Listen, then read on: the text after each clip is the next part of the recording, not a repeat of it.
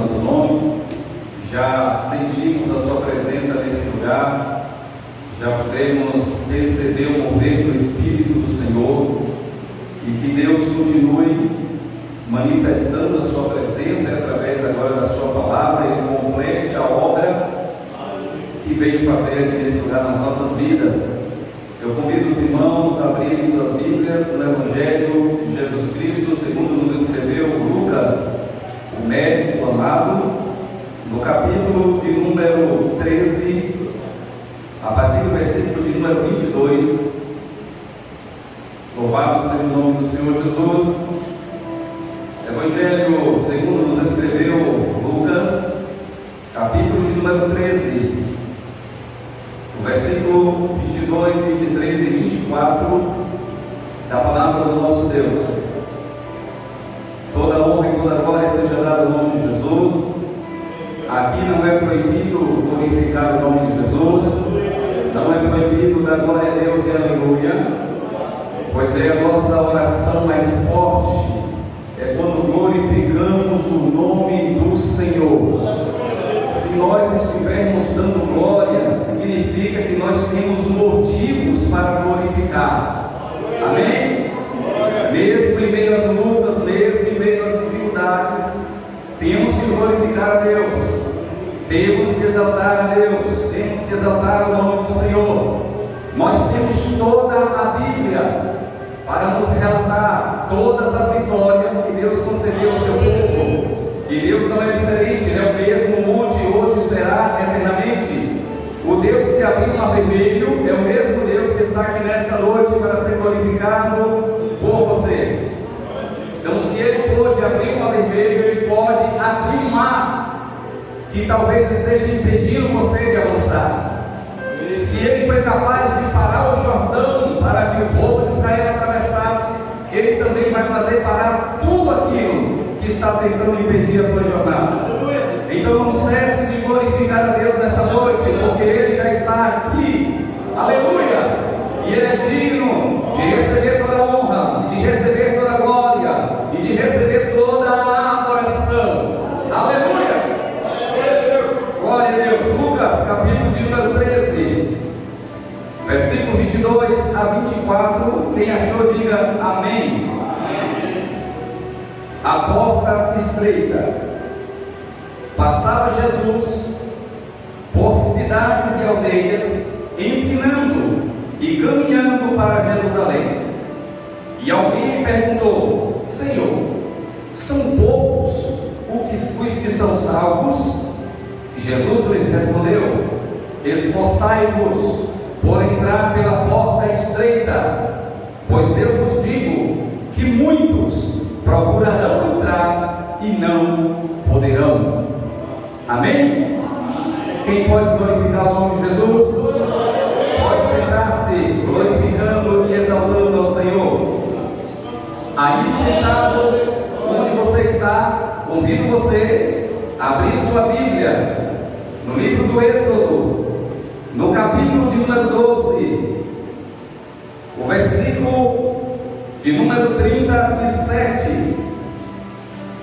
Livro do Êxodo, segundo livro da Bíblia, capítulo de número 12, versículo de número 37. E daqui nós vamos iniciar a ministração dessa palavra nessa noite. Êxodo, capítulo de número 12, versículo de número 37. A saída dos israelitas do Egito. Todos nós sabemos que Israel ficara 430 anos do Egito, e chegou o momento em que eles foram escravizados, passaram a sofrer angústias como nunca sofreram. Mas Deus, que é o libertador do seu povo, providencia um libertador, levanta entre eles Moisés e prepara tudo para tirar o seu povo daquela escravidão. E aqui no capítulo de número 12, no versículo 37, é o exato momento em que eles estão saindo. Convido você a ler comigo em nome de Jesus. Assim partiram os filhos de Israel de Ramsés para Sucote, cerca de 600.000 a pé, somente homens, sem contar mulheres e crianças. Eu vou repetir a leitura. Assim partiram os filhos de Israel de Ramsés para Sucote, cerca de 600.000 a pé, somente de homens, sem contar mulheres e crianças. Amém? Olhe para mim aqui, por favor. Nós temos um povo, meus queridos irmãos, que está vivendo uma escravidão terrível. Estamos diante de um povo que está vivendo as mais terríveis aflições. A Bíblia diz que o povo de Israel, até então não eram chamados povo de Israel, eram chamados de israelitas, de hebreus.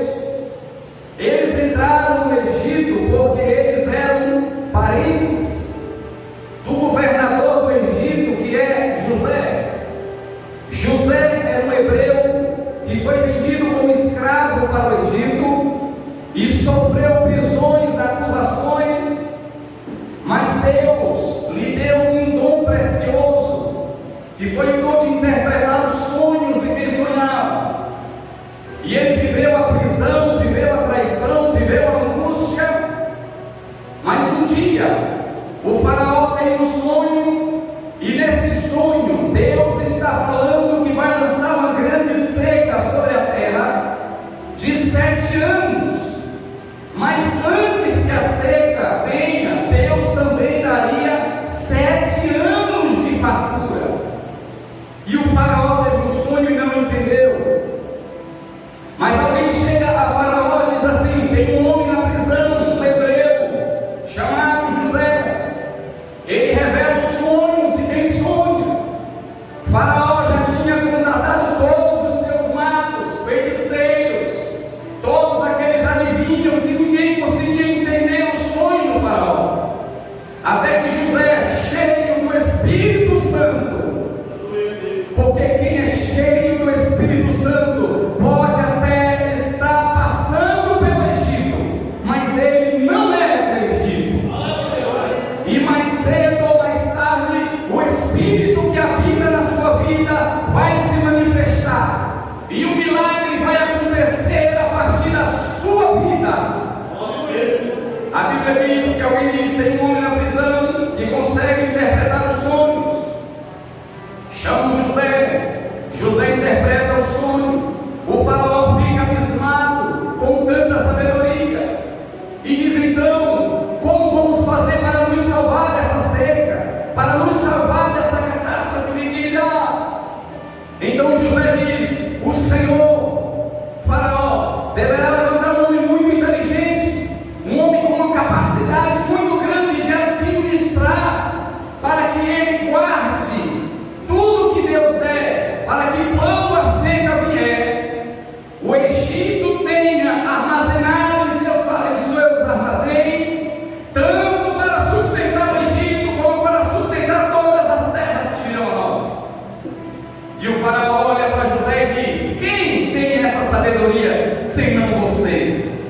Quem tem essa capacidade senão você, José, que revelou os sonhos? E disse: a partir de hoje, você não será mais chamado aqui de José, mas será chamado de Zafenate-Paneah, que significa o Salvador do mundo. A Bíblia diz que Faraó preparou uma carruagem, a mais bela carruagem que tinha no Egito, colocou José, que agora é Zafenate-Paneah, em uma carruagem, e o faraó veio em outra carruagem. E o faraó disse assim: olha, por onde eu passar e o Zafenate-Paneah passar, todos terão que se prostrar, todos terão que ajoelhar-se. Quem está me ouvindo, diga amém. Amém. Todos que olharem para José terão que se prostrar, todos que olharem para o Zafenate-Paneah terão que dobrar o seu joelho. A Bíblia diz que Faraó pegou sua carruagem e passeou pelo Egito.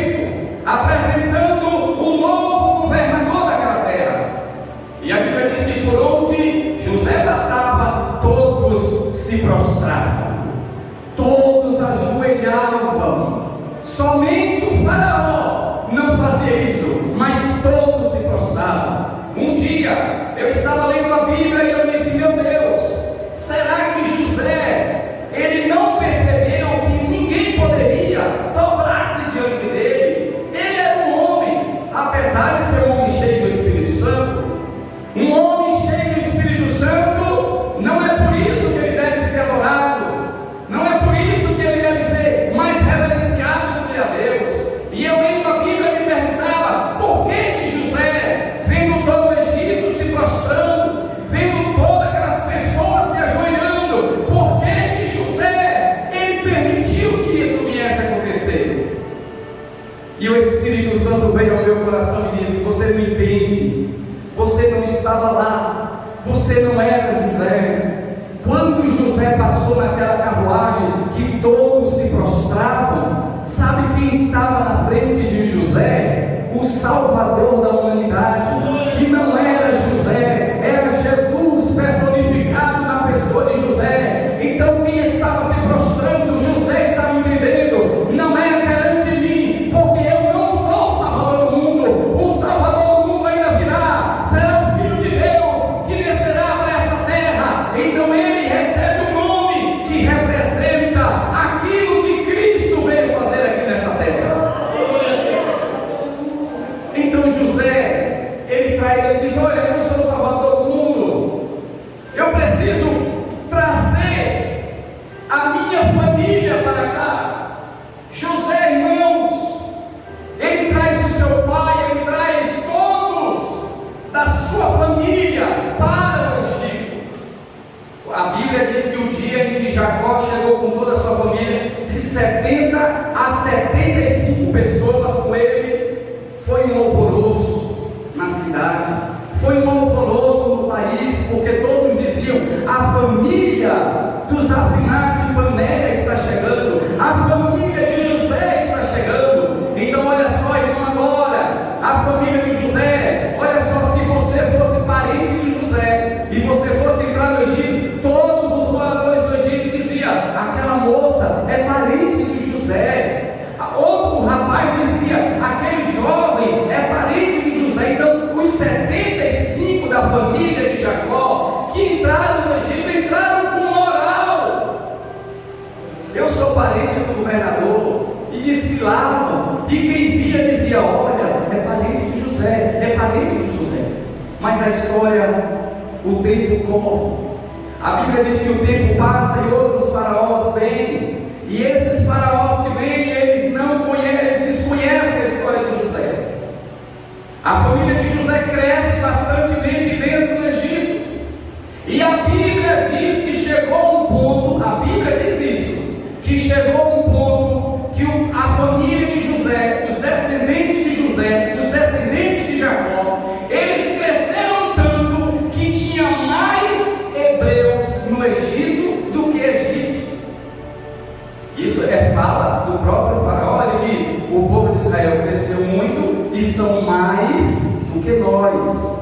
Então ele disse: vamos começar a matar todas as crianças do sexo masculino, vamos fazer um genocídio infantil, vamos matar e vamos começar a oprimir esse povo. E começa a opressão, e isso durou 430 anos.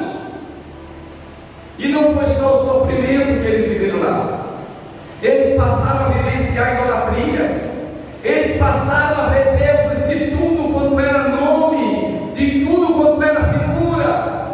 Alguns deles até cederam às idolatrias. E o povo que Deus escolheu para ser o seu povo, agora está no Egito, sendo surrado, sendo maltratado, e a maioria deles até cedendo aos pecados do Egito, cedendo às vaidades do Egito. Mas o que mais se sobressai diante de tudo isso é o sofrimento, é a angústia, é a escravidão que eles estão vivendo. Então Deus levanta um libertador, Deus levanta Moisés. Moisés significa aquele que eu tirei das águas. Como estavam matando as crianças, a mãe de Moisés, Joquebede, ela olha para a criança e diz: esse aqui não pode morrer. Ele tem um brilho nos seus olhos, ele tem um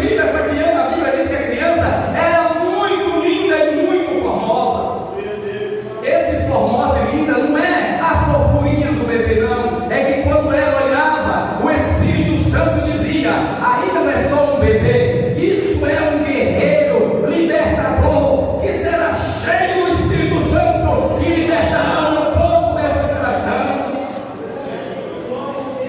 Ela pega a criança e esconde a criança, e o milagre está aqui, porque o tempo que a criança ficou escondida, ela não chorou, porque os soldados, eles passavam de porta em porta de Hebreus. Se eles escutassem o gemido de criança, eles adentravam, pegavam a criança, quando não jogava no milho para os jacarés comerem, eles matavam na espada. Quando não era assim, as parteiras eram convocadas por Faraó, dizendo: quando nascer, se você vê que é menino, você mata, torce o pescoço dele, faz alguma coisa, mas não deixa viver. Mas aquela criança foi preservada. Deus pega aquela criança e um certo dia a filha de Faraó vai tomar banho no rio, e de repente a mãe de Moisés coloca ele dentro de um cestinho de junco e coloca no rio e joga a correnteza abaixo. A correnteza leva o barquinho, a correnteza leva o cestinho, e dentro daquele cesto está aquele que Deus vai usar para libertar o povo de Israel. Porque Faraó disse: eu farei uma maldade com esse povo. Faraó colocou no seu coração exterminar esse povo. Faraó colocou no seu coração matar todos os bebês desse povo. E ele foi cruel. E Deus disse: você não sabe, Faraó, você não me conhece, mas eu vou salvar um e vou colocar para viver debaixo da tua barba, debaixo do teu bigode. Vai comer a tua comida, vai aprender a tua língua, e quando ele tiver adulto, vai ser ele que vai te matar. Vai ser através dele que eu vou fazer o que o teu coração vai se derreter. E a Bíblia diz que Deus falou: porque você matou meu filho, eu vou entrar dentro do Egito e vou matar o seu. A Bíblia diz que Deus levanta Moisés. Moisés um dia está passando e ele vê um soldado maltratando um judeu, batendo. Aquilo entrou no coração dele. O Espírito Santo disse: é hora de despertar, é hora de tomar o teu chamado, é hora de reconhecer o chamado que você tem, porque você é o libertador desse povo. E o soldado batia, e o chamado na vida de Moisés acendeu a chama. Moisés foi tomado por um poder e correndo em direção, tomou aquele escravo da mão daquele soldado e matou aquele soldado. E defendeu. E Deus disse: foi para isso que eu te chamei, para salvar esse povo, para tirar esse povo dessa escravidão. Ele foge. Mas Deus diz: Deus encontra ele lá nas terras depois de 40 anos. Depois de 40 anos. Agora Moisés está com 80 anos, apacentando ovelhas do seu sogro Jetro. Deus encontra e diz: lembra do chamado? Porque quem tem chamado pode até querer se esconder de Deus.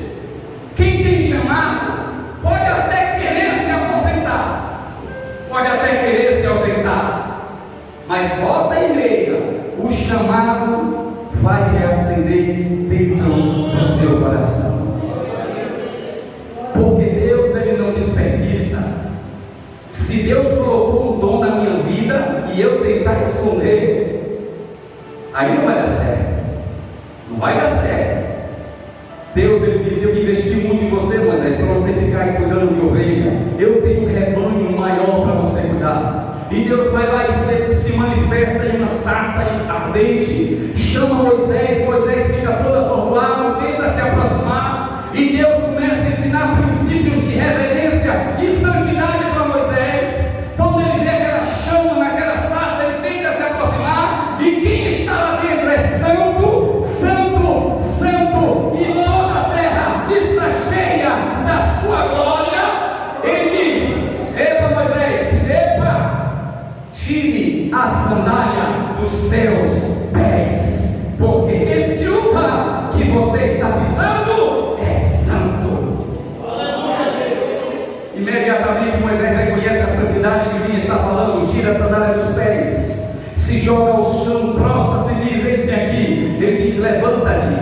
e vai tirar o meu povo do Egito.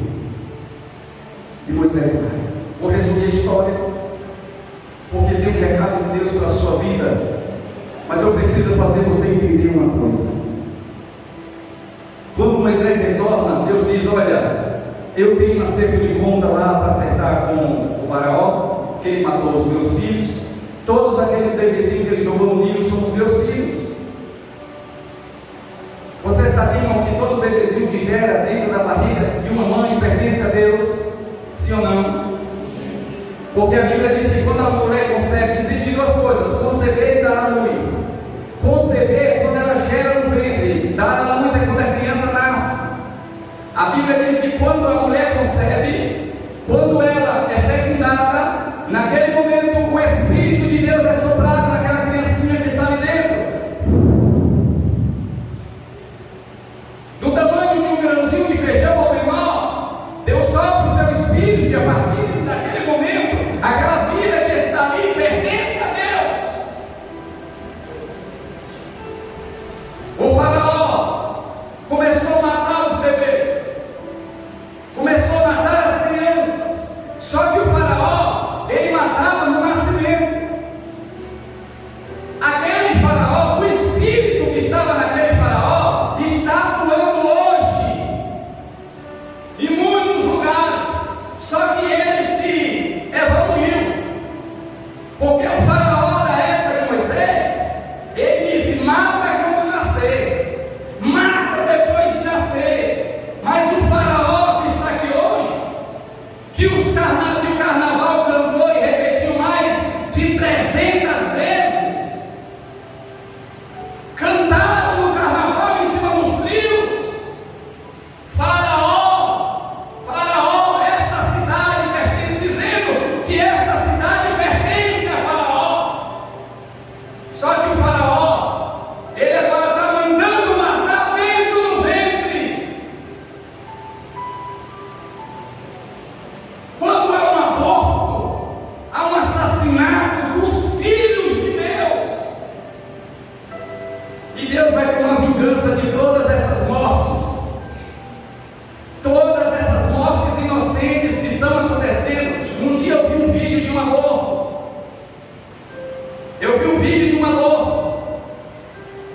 e eu acho que todas as pessoas deste planeta deveriam assistir um vídeo de um aborto. Quando a agulha entra para matar a criança, para sugar, para triturar ela, sabe o que ela faz? Ela se esconde, ela se esquiva, ela foge, porque ela sabe que ali está perigoso, e ela vai querendo subir pelo útero, ela vai se espremendo até que aquela agulha puxa e suga, e aquela criança é moída, parecendo que foi moída dentro de um liquidificador. E aquele que Deus colocou o seu espírito agora acabou. E isso Deus vai tomar conta, Deus vai prestar conta, Ele vai querer. O faraó matou os filhos dos hebreus, e Deus disse: eu vou entrar lá dentro do Egito. Eu já coloquei José já entrou lá. A nação de Israel já está toda lá, mas eu vou entrar agora através de Moisés. E quando eu entrar, eu vou acertar as minhas contas com o próprio faraó. Moisés retorna. Quem está me ouvindo, diga amém. Amém. Moisés retorna. Quando ele entra lá, Deus diz: não se preocupe, eu só quero que você fale o meu nome lá dentro. Eu só preciso que você fale o meu nome. Só me apresenta para o faraó. Quando chega lá, Moisés diz: eu vi em nome do Senhor, e o Senhor mandou que você, faraó, liberte o povo dele. O faraó levanta e diz: quem é ele? Para que eu obedeça? Eu não conheço. Aí Moisés diz: e aí, Senhor? Ele diz que não te conhece. E o Senhor diz: mas vai conhecer. Vai-se embora. A primeira praga já está chegando. É quando vem a primeira praga, o faraó já começa a perceber quem é que está falando com ele. E mais mesmo assim Deus diz: eu ainda quero mostrar um pouco mais, para endurecer o coração dele. E endurece o coração, manda a segunda, a terceira, a quarta, a quinta, a sexta, a sétima, a oitava, a nona praga. E a cada praga Deus matava, triturava um Deus que era adorado no Egito. E Deus está engrandecendo o seu nome ali dentro. E Deus está dizendo: esse povo que você está maltratando é o meu povo, é o povo que se chama pelo meu nome, é o povo que eu escolhi. Porque desde que existe planeta Terra, Deus, Ele está separando um povo para si. Desde o primeiro homem e desde a primeira mulher, quando Caim matou Abel, a Bíblia diz que os filhos de Sete, que foi o substituto de Abel, os filhos de Sete passaram a ser os filhos de Deus, e os filhos de Caim foram chamados de os filhos dos homens. E Deus não se agradou quando os filhos de Deus, os descendentes de Sete, começaram a tomar mulheres dos filhos de Caim. Porque Deus está deixando claro: eu quero que o meu povo seja diferente, eu quero que o meu povo fale diferente, eu quero que o meu povo se vista diferente, eu quero que o meu povo se comporte diferente, porque são meus representantes, e eu sou santo, e o meu povo tem que ser santo, e eu sou justo, e o meu povo tem que ser justo. Deus separa o povo, Deus separa a nação. Deus entra no Egito dizendo: eu quero esse povo, o meu povo está aqui 430 anos, é hora de libertar. Mas Deus tem uma certa de conta com o faraó. Quando chega na última praga, Deus institui a Páscoa. Na Páscoa, Deus diz: olha, pega um cordeiro de um ano, perfeito, sem defeito, leva para dentro de casa. Toda a família hebreia vai fazer isso, toda a família pega um cordeiro e leva para dentro de casa. No dia 10, ele vai ficar do dia 10 até o dia 14 lá dentro da sua casa, sendo cuidado para que não se machuque, porque no dia 14 vocês vão matá-lo, vão cortar a gargantinha dele, tirar o sangue dele. Esse sangue que será tirado será colocado nas portas, nas oreiras da casa, e a carne será comida. Vocês vão assá-lo e vão comer o cordeiro, mas o sangue que está na porta é um sinal para que quando eu passar, porque eu vou passar, e onde eu passar, se não tiver a marca do sangue, eu vou matar. O primogênito que estiver dentro daquela casa, se não tiver a marca do sangue, eu não vou poupar. Assim como o faraó não poupou os meus filhos. E os hebreus mataram o cordeiro, tiraram seu sangue, pintaram as portas da casa, comeram a carne dele, e quando deu meia-noite, o Senhor passou. E o Senhor entrou em todas as casas do Egito, e onde não tinha a marca do sangue, o Senhor matou os primeiros filhos de todos eles.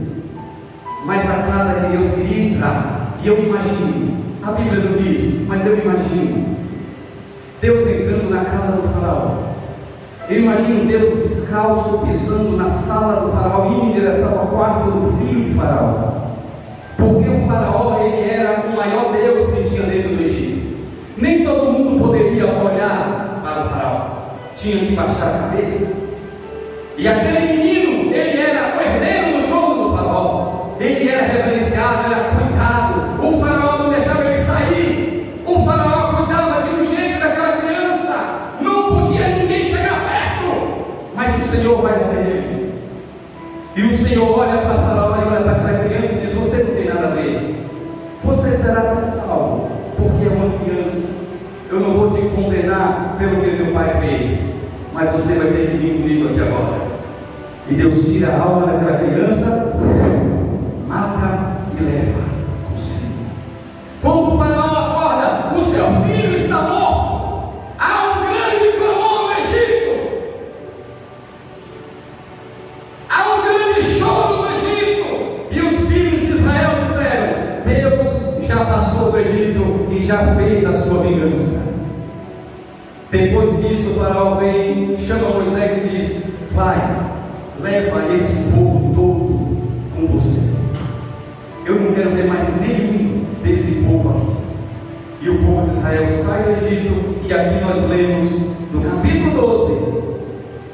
No capítulo 12 diz que quando Moisés saiu, saíram com eles 600 mil, só homem, não contaram as mulheres, nem as crianças, nem os idosos. 600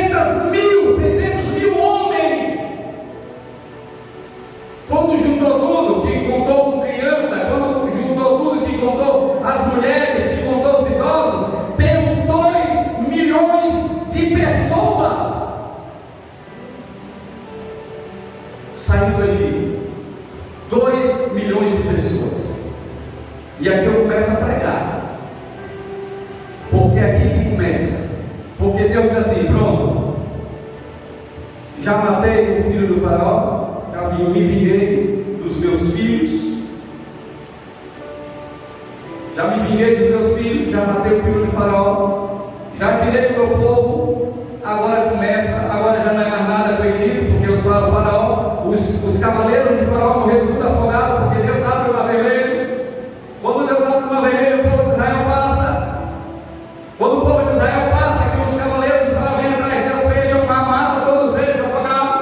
Mas Israel atravessa, Israel agora está livre.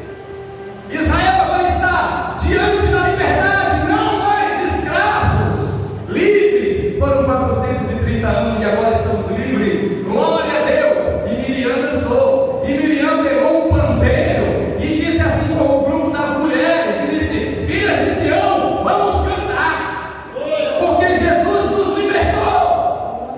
Temos motivos para pegar o nosso pandeiro e cantar. E a Bíblia diz que ela não só cantou, ela cantou e ela dançou na presença do Senhor.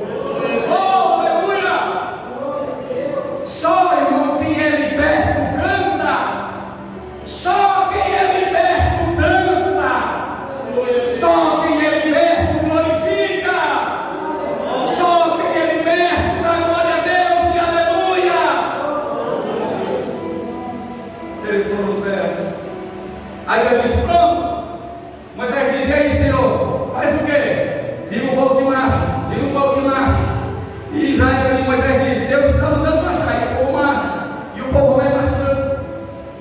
Aí Deus diz: olha, o destino primeiro é o Monte Sinai, porque eu preciso dar minha lei para vocês. Eu preciso transmitir minha lei ao coração do povo. Monte Sinai, para receber a minha lei. Depois do Monte Sinai, terra prometida. Repita comigo: terra prometida. Olha para o seu irmão que está ao seu lado. Você está indo para onde? Está indo direito. Para onde você está indo? Diga para ele: eu estou indo para a terra prometida. Aleluia. Aleluia. Aleluia. Olha para ele e diz: você vai chegar lá? Você vai conseguir chegar? Aleluia. Glória a Deus. Então responda: oi, em nome de Jesus. Glória a Jesus. Deus disse: a terra prometida está lá. Vai lá, Moisés, conduz esse povo. Mas olha aqui para mim, por favor. Irmãos, 600 mil homens, contando mulheres e crianças, dá 2 milhões mais ou menos de pessoas. É uma dinâmica muito difícil cuidar dessa quantidade de pessoas. Só que Deus, ele tem uma dificuldade. Porque Deus disse: então o trajeto é esse. Dava para se chegar, dava-se para chegar em Canaã, se eles caminhassem, mesmo no passo de um multidão de 2 milhões de pessoas, dava para chegar lá em 40 dias de viagem. Em 40 dias de viagem dava para se chegar lá. Só que Deus, ele não está preocupado em multidão. Deus não está buscando multidão. Deus não está preocupado com números. Deus quer salvar o mundo todo. Deus não quer que nenhuma alma no planeta se perca, nenhuma. Mas se Deus tiver que só salvar uma, ele vai salvar só uma. Porque Deus não está se importando se são 8 bilhões de pessoas no planeta. Ele quer salvar todas as 8 bilhões de pessoas que estão no planeta. Deus quer salvar. Mas nem todas as pessoas que estão vivendo no planeta querem ser salvas. Nem todas as pessoas que estão vivendo sobre esse planeta querem ser salvas. E Deus não irá salvar quem não quer ser salvo. Perguntaram para Jesus: Senhor, são poucos os que se salvarão? Jesus disse: lute você para entrar pela porta estreita, porque eu te digo a verdade, muitos vão tentar entrar e não vão conseguir. Quando Deus pega aquela multidão e diz: olha, dá para chegar lá em 40 dias. Só que Deus diz uma coisa: eu quero que esse povo entenda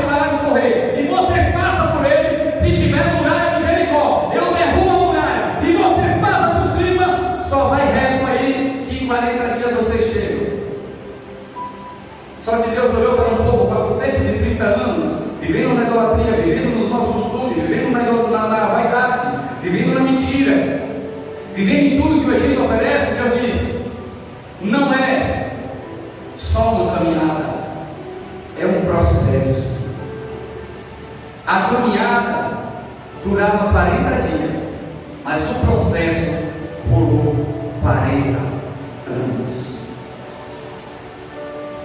Porque a caminhada era fácil, era só seguir uma terra prometida e entrar. O processo é Deus dizer: idolatria, não aceito, elimina a idolatria, tinha que tirar a idolatria do meio do povo. A vaidade, Deus disse: eu não aceito a vaidade, tem que tirar a vaidade do meio do povo, então tinha que tirar a vaidade. E Deus foi purificando, Deus foi purificando, e Deus foi trabalhando, e Deus foi trabalhando, e Deus foi lapidando. E nisso Deus dizia: vai lá, agora, mas não era para ali, mas vai para lá. E o povo ia, fica ali um pouquinho. Deus processava o povo, processava, purificava, limpava, castigava. Depois dizia: volta para cá. E o povo vinha para cá. E Deus dizia: então, mais um tempinho aqui, preciso limpar mais esse povo. Tem muita sujeira do Egito ainda aí, na alma deles. E Deus foi tratando, Deus foi limpando, Deus foi lapidando. E esse processo durou 40 anos. A maioria foi morrendo. Foi morrendo. Foi morrendo. Os idólatras foram mortos. E foi morrendo, veio praga. E veio as serpentes que ficaram, a maioria deles. Uns morreram. E foi morrendo. E Deus foi purificando. E Deus foi trabalhando. Porque Deus quer um povo santo. Deus quer um povo diferente. Deus quer um povo que não comungue com as coisas do mundo. Deus não quer os mesmos palavrões da boca do ímpio na boca do crente. E enquanto você não estiver puro, Deus vai trabalhar contigo nesse deserto. Deus vai trabalhar contigo nesse deserto, porque Ele vai tentar, Ele vai te purificar. Ele vai purificar a tua linguagem, Ele vai purificar a tua vida, Ele vai purificar a tua alma, Ele vai purificar todo você, porque Ele quer te levar para o céu, Ele quer te levar para a Nova Jerusalém, Ele quer te levar para a terra prometida.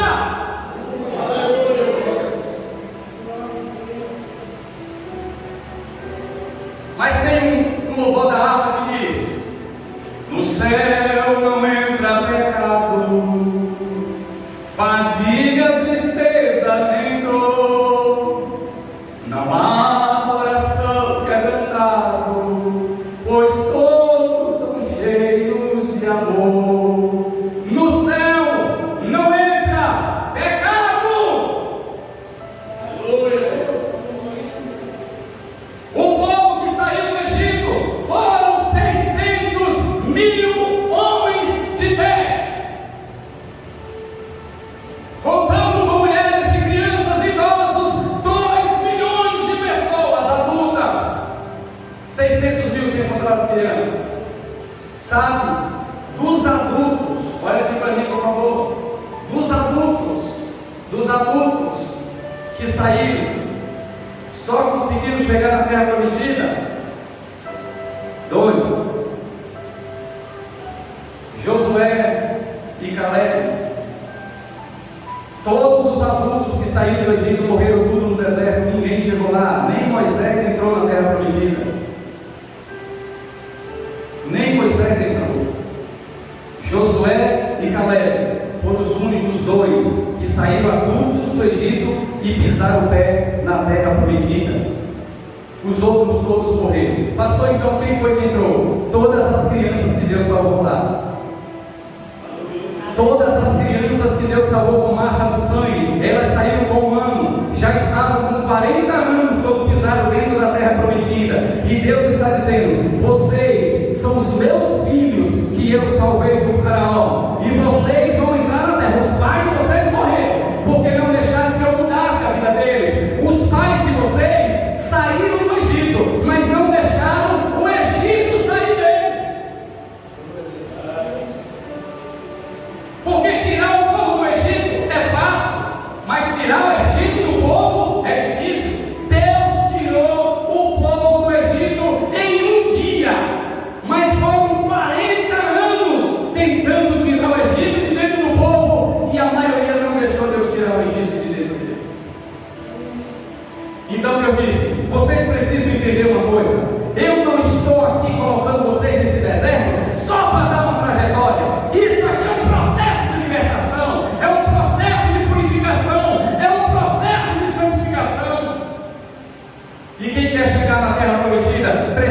deixar Deus fazer o processo na sua vida.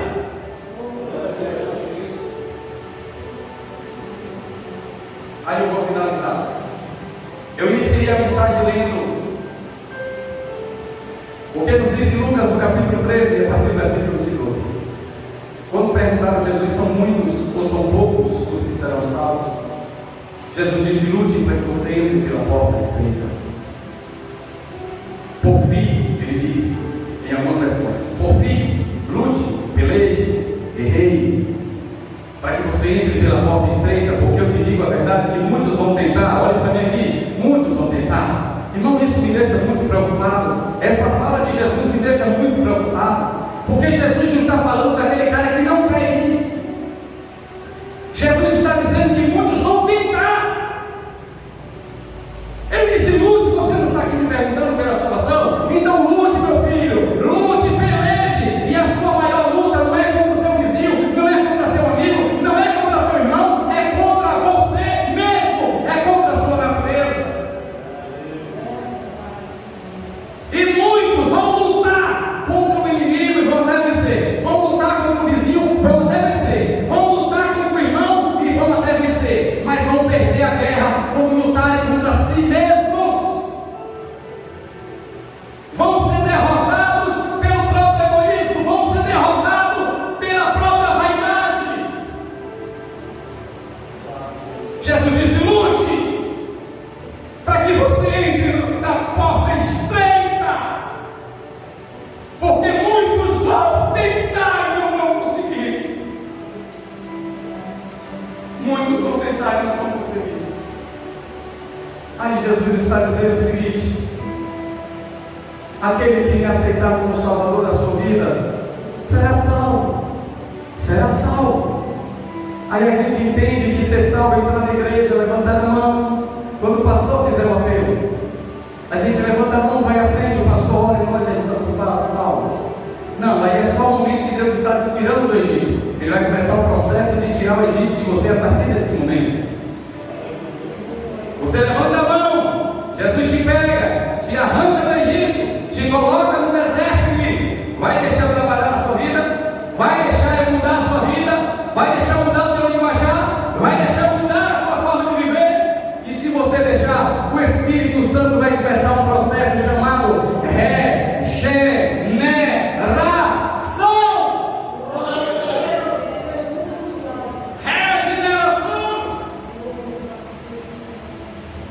Regeneração é o processo que o Espírito Santo de Deus faz nas nossas vidas.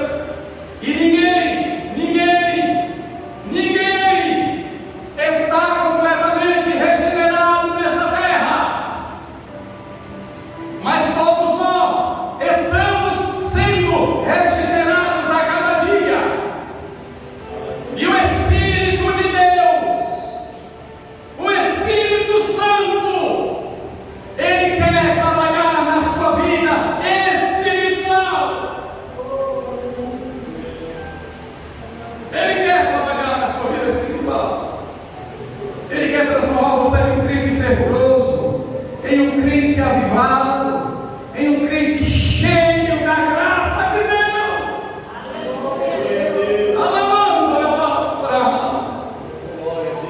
Mas o Senhor é educado. Ele não força, Ele não obriga. Ele não força, Ele bate a porta. Se você ouvir a voz dEle e abrir, Ele entra e faz uma mudança na sua vida. Nós estamos aqui e temos que entender uma coisa. Eu estou na igreja só esperando Jesus voltar. É só uma espera, não é uma espera. É um processo de transformação a cada dia, a cada momento, a cada segundo. Estamos sendo processados. A palavra de Deus está nos modificando, está nos transformando. Porque Deus construiu uma cidade lá em cima. Aleluia. Deus construiu uma cidade.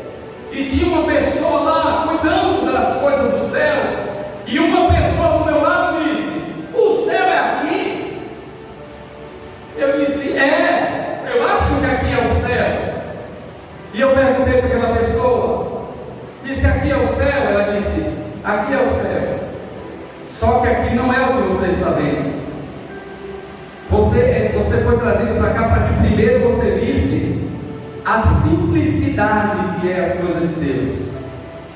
E ela disse uma coisa para mim, aquela pessoa que estava cuidando daquele lugar. Ela disse: aqui tudo é de ouro. Tudo é de ouro. Mas eu só vi a barba, a taipa. E de repente, quando ela disse tudo é de ouro, eu olhei e vi uma porta. E naquela porta eu percebi que do lado de lá tinha algo que brilhava muito, porque a luz estava vazando pelas frestas daquela porta. E eu disse para aquela pessoa que me perguntou, disse: ali é a entrada do céu. E nós fomos em direção àquela porta. E quando aquela porta se abriu, o que estava do lado de lá é algo que não dá para explicar. Mas o que eu me lembro é que tinha uma pessoa lá em pé me esperando.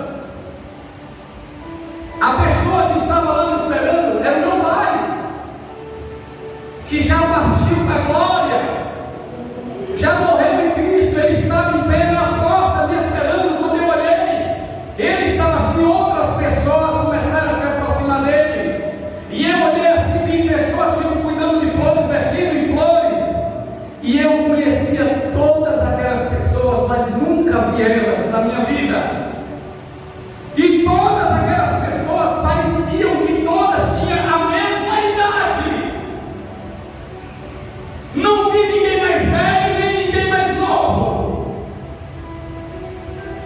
Até o meu pai, ele não estava do jeito que ele morreu, com a idade que ele morreu. Ele não estava com a fisionomia que ele morreu.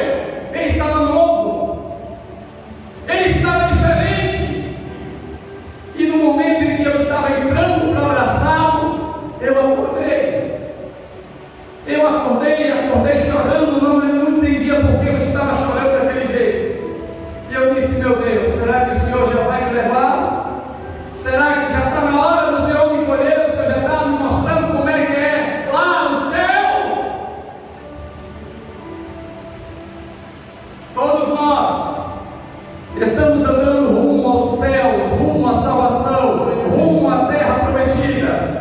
Mas o que Deus quer que você entenda é que o que está acontecendo com você é um processo de santificação de Deus na sua vida. Aceita o processo de Deus, aceita as mudanças que Deus está propondo na sua vida.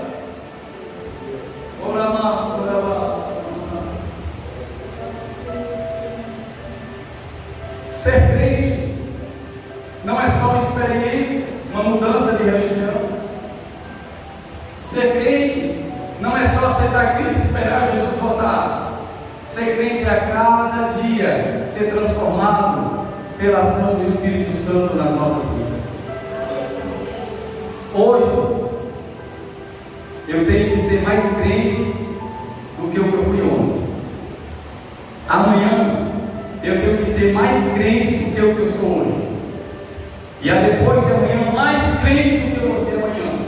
A cada dia, a nossa caminhada é sempre rumo à frente, nunca retroceder, nunca retroceder. Jesus disse que se alguém olhar para trás, se olhar para trás e arrepender, a minha alma não tem prazer nos que olham para trás e nos que retrocedem. Tem que olhar para frente, tem que olhar para Jesus, tem que olhar para aquilo que Jesus preparou para nós. Oh, aleluia! Você pode ficar de pé nessa noite em nome de Jesus e permitir que eu faça uma oração nesse momento pela minha e pela sua vida. Aleluia! Deus tirou o povo de Israel do Egito em um único dia e lutou 40 anos para tirar o Egito de dentro do povo, e a maioria não permitiu que isso viesse a acontecer. Mas eu e você devemos permitir que o Espírito Santo faça todas as mudanças que Ele quer fazer na nossa vida. Eu quero que você feche os seus olhos aí, por favor. Não abra por nada, nem que a banda desse planeta caia agora. Não abra, não se desligue, não saia da presença de Deus. Feche os olhos e entra, porque eu vi os céus e eu vi o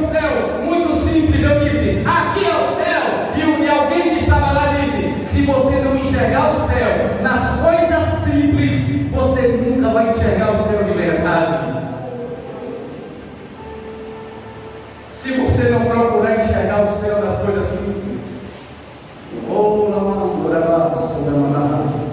por exemplo, você sabia que o céu está aqui agora? Você sabia que esse culto aqui, o céu está aqui agora nesse lugar? O dono do céu está aqui. O dono do céu, o dono da terra está neste lugar. Ele veio aqui para ser glorificado, para ser reverenciado, para ser adorado. Ele veio aqui para ouvir a sua oração e o seu clamor. Ele veio aqui para curar a sua ferida. Ele veio aqui para restaurar a sua alma. E ele trouxe o céu inteiro para vir para esse lugar, para juntar a adoração dos anjos com a nossa adoração. E é no meio dos louvores que ele vem e faz o milagre. E é no meio dos louvores que ele vem e toca na tua alma e toca no teu coração. O céu está nesse lugar. Se você não achar o céu aqui agora, vai ser difícil você chegar lá no céu. O céu, irmão, ouça o que eu vou dizer aqui agora. Não precisa abrir os olhos, não. Ouça. Olha, escute o mistério aqui. O céu não é uma ida. O céu não é uma ida, pastor Santana. É um retorno. É um retorno. Porque antes de eu nascer, antes de eu ser gerado no ventre da minha mãe, onde eu estava? Quem eu era? O que é que eu era? Antes de eu nascer, antes de eu ser gerado no ventre da minha mãe. A Bíblia diz que antes que você fosse gerado no ventre da sua mãe, eu te conhecia, chamei-te pelo teu nome e tu és meu. Antes de eu nascer da minha mãe, eu estava onde? Eu estava no céu, eu estava dentro de Deus.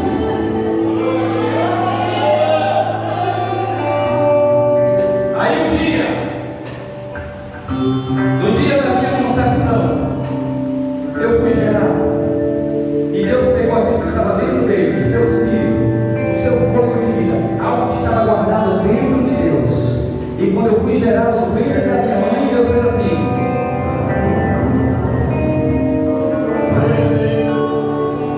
vai, você é meu filho, vai fazer a minha obra, e depois eu te trago de novo para cá para o céu. O céu não é uma ida, o céu é um retorno. Nós estamos retornando para o céu. Mas é como se nós tivéssemos ido para o Egito, nos contaminamos com o Egito. Não dá para voltar para o céu do jeito que nós estamos. É preciso que Deus faça uma mudança, que Ele faça uma purificação. Eu quero que nesse momento, com os olhos fechados, você diga para o Espírito Santo, diga até o seu próprio pensamento, porque Ele vai te ouvir. Diga: Jesus, faz a mudança que é necessária na minha vida. Muda tudo aquilo, meu Pai, que eu não estou conseguindo mudar. Transforma a minha vida. Eu não quero viver, não quero ter o Egito na minha vida.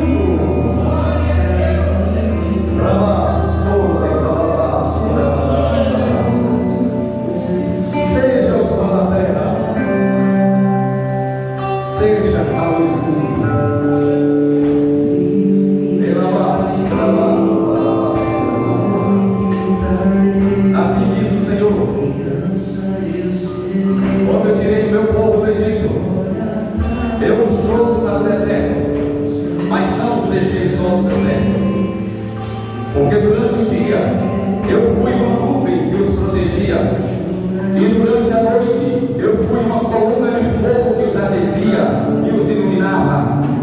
Eu não tive ninguém no Egito e eu abandono no deserto. Eu sou a nuvem que você precisa naquele dia de calor. Eu sou o clarão do fogo que você precisa durante a noite nas suas angústias. Assim diz o Senhor: você não está só. Eu estou contigo por onde quer que você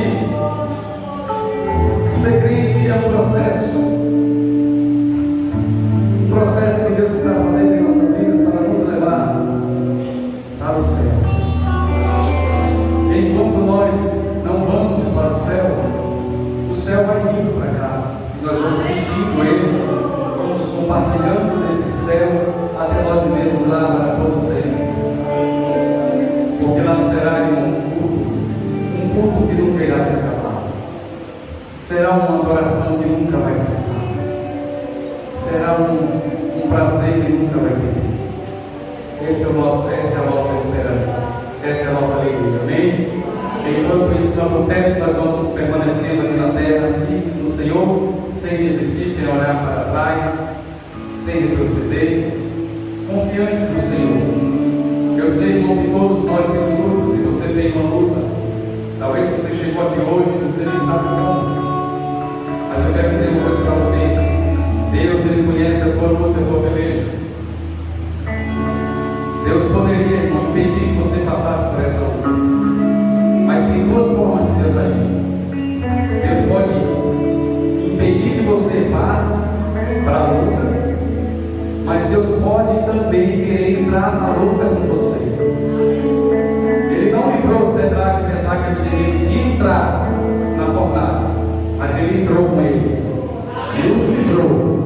Deus não quis livrar Daniel da cova dos leões. Não, Daniel foi jogado na cova dos leões, mas Deus entrou com ele na cova dos leões. Então Deus, Ele pode não impedir que você passe por uma luta, mas Ele entra com ela, Ele entra nela com você. Ele está lá de mãos dadas com você no meio dessa peleja.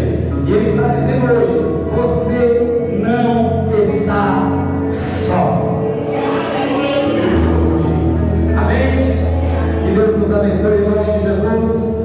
Quero dizer